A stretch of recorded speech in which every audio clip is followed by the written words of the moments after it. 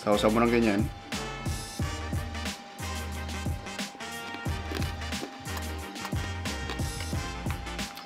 Hindi mo na kailangan ng bagoong.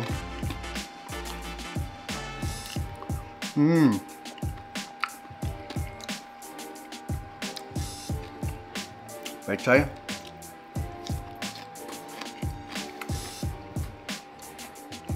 Panalo pare. Isa pa.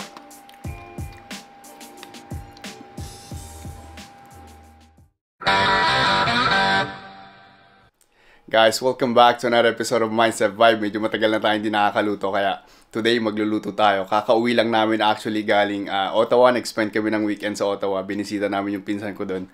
And kanina nung pauwi kami, nagsuggest si Andrea na gusto daw niya ng crispy kare-kare. Kaya yun yung lulutuin natin. So, niready ko na yung mga kailangan kong gamitin.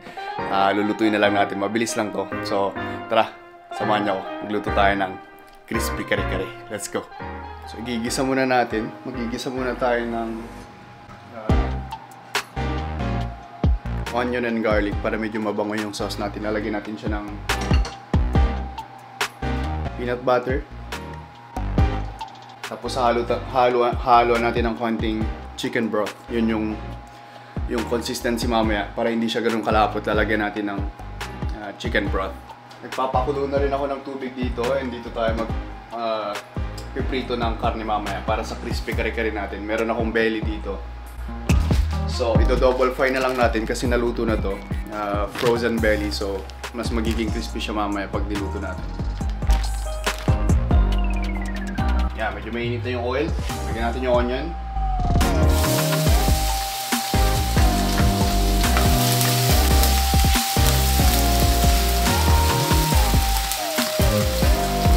Para mabango. Garlic.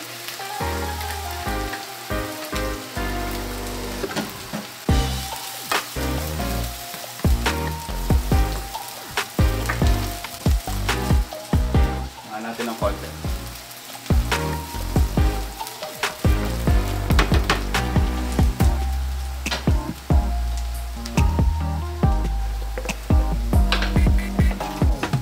Gisa natin yung peanut butter natin. Yung mga iba hindi na nila ginigisa to pero gigisa natin to. Haluan natin ng chicken broth.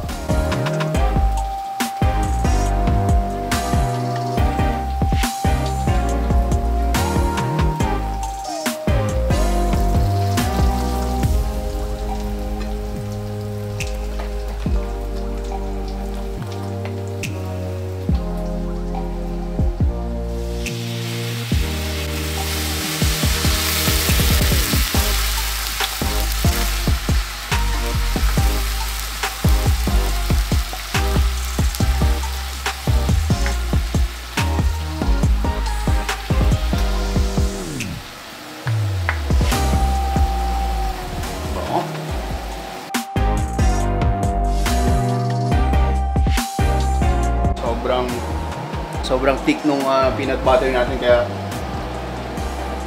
lagyan pa natin ng liquid hanggang makuha natin yung consistency na gusto natin. Ayan.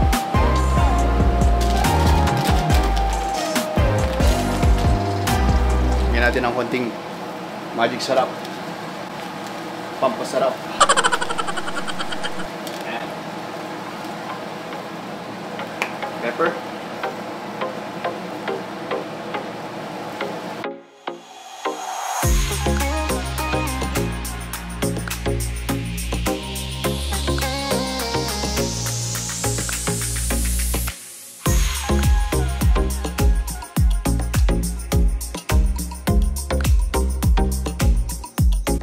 Powder.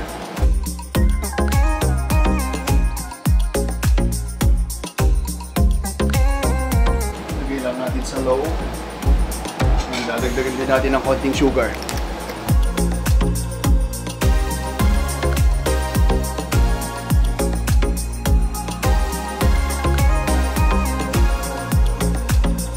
Salt.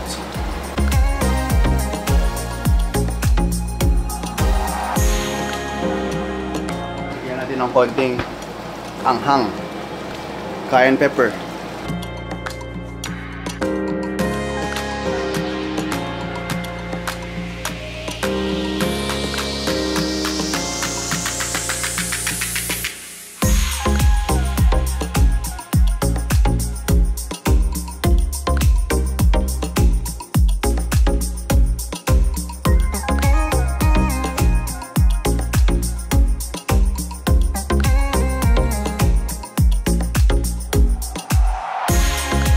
Luto na yung sauce natin.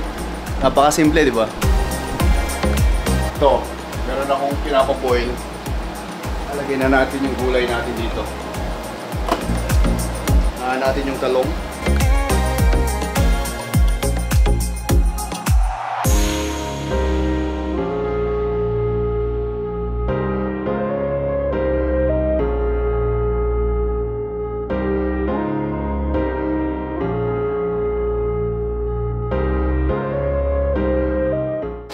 Habang pinapakulaan natin to, lagyan natin ng 1 minute.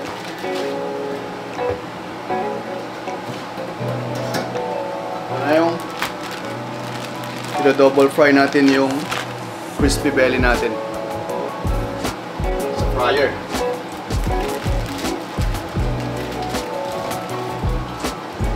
That's it.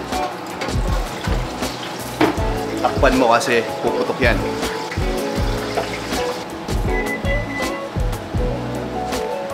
Takpan natin itong sauce natin.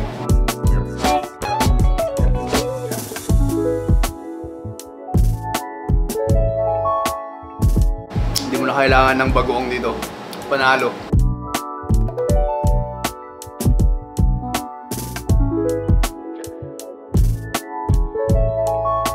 Tama-tama yung salt niya. Talagang lasang-lasa mo yung peanut. Tapos yung konting sweetness na nilagay natin na sugar. Tapos may konting kick sa dulo kasi nilagyan natin ng cayenne pepper pang-panghang. Konting-konti lang. Panalo. Sarap. Sunod na natin itong pechay natin.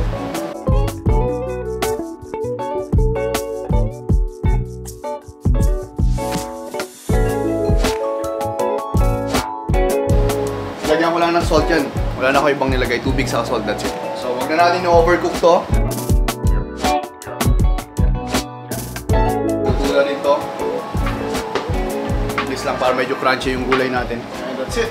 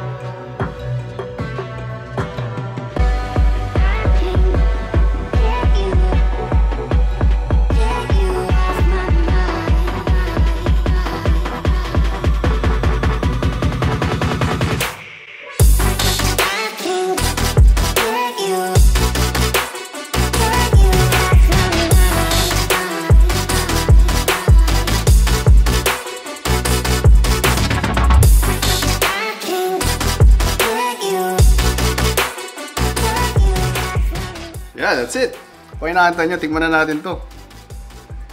Napakasimple. Meron tayong boiled na eggplant. Meron tayong pechay. Tapos meron akong crispy belly. Tapos ginawa natin yung sauce. Simple. Hindi ba ata tayo naka 30 minutes? Tignan natin to. Sausaw mo ng ganyan.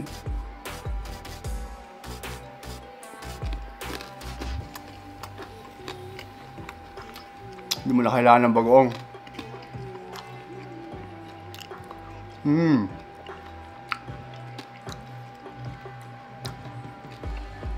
Pechay.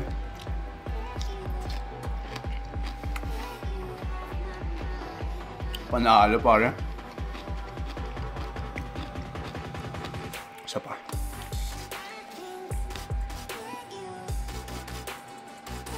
Pagsabay natin yung pechay sa talong. Ayan. One bite.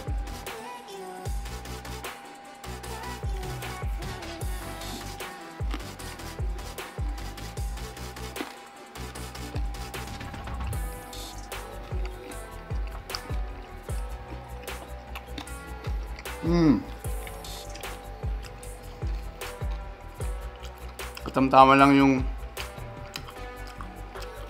yung sweet na nilagay ko, hindi siya gano'ng katamis. Tapos lasang-lasa natin yung peanut butter. Tapos instead of water, nilagyan ko siya ng chicken broth. So sobrang lasang-lasa rin talaga yung sauce na ginawa natin. Napakasimple. Tapos binoli natin tong mga pechay. Binoli natin yung gulay. So yung sauce na ginawa natin medyo thick. Ayan. Tapos ang sarap ng belly. The best. Ang sarap ng sauce. Ang sarap ng sauce. Hindi mo na kailangan ng bagoong. Yan o.